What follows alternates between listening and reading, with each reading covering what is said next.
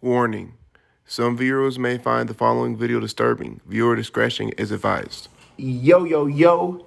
This is Young Saint coming at you all. We got another video, and today we'll be talking about how me applying the 7 penitential prayers of Psalms and fasting for 3 days affected me, and how it got me to have this really, really weird dream by the second day of doing the prayer and the fasting. So with that being said, we're going to jump right into it. So the first day I did the fast, of course, was Wednesday. I looked specifically at the clock and it was 12 a.m. So I started at 12 a.m. And that's when I started my fast. So the first day, it was difficult for sure to not eat food, but I was doing it. And it wasn't, I guess it just wasn't that big of a deal. I just kept drinking as much water as I possibly could. I just drank as much water as I possibly could. You know what I'm saying? So, my bad. There was a notification that got on my phone. But okay, so back to the subject. So by the second day, I wake up and immediately, like, I'm having this sleep paralysis type of situation. Like, I can barely move my body and I'm sort of just paralyzed, right? And so I look up, and as I look up, I see, as I look up, it's like my lights are off in my room, right? You know, and I look up and I just see the silhouette of one of the demons that I was reading about in the Abraham ritual. And it's just kind of just standing there, you know, and it's creepy. I can barely move. I can move, like, but barely. Like, I'm like creeped out basically.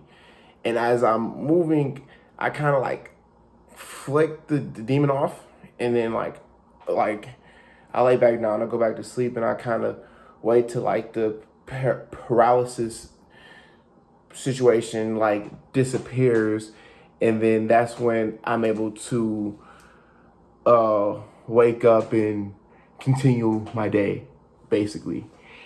And from that experience, how did that affect me? How did it affect my psyche? How did it affect the way that I view things? And by the way, I don't think I mentioned the name of this particular demon, but I'm gonna mention the name. It's called Belial. But anyways, what was I saying? Oh yeah, so I just wake up and I continue my day. And as I continue my day, I drink some water and stuff, but eventually I get some juice and stuff, start drinking some juice. I'm not gonna lie. And that's basically was the climax of that day. And so by the time,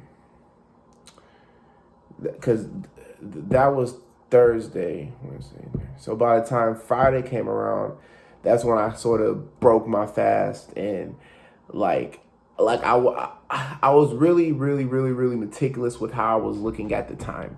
So I did the fast for exactly 2 days. Like I know I went without food for exactly 2 days. And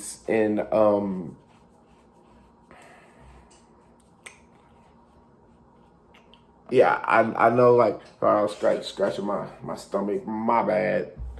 But yeah, by the time that happened, like, I ate some breakfast and stuff like that. And, what have I learned from this fasting experience, right? Well, I've learned that I want to focus on following a more of a kosher diet, a Jewish diet, the diet that it talks about in the Abraham ritual. Well, I mean, I'm doing my best to slip into the diet it talks about in this ritual. So, I mean, for right now, I have mostly vegetables, and I definitely am taking out pork and shrimp and things from the Levitical in the Levitical laws that says for us not to eat the Levitical laws. So, with that being said, let me think. There might be some things I want to add more to the video. With that being said, I'm going to be adding more videos to talk about my progress, through the things that I experience whenever doing any magical practice or ritualistic practice. So, as you do know, blessed be. I pray for everybody. May the Holy Trinity bless you and bring abundance in your life. And as Disney's Wizards of Waverly Place states, everything is not what it seems.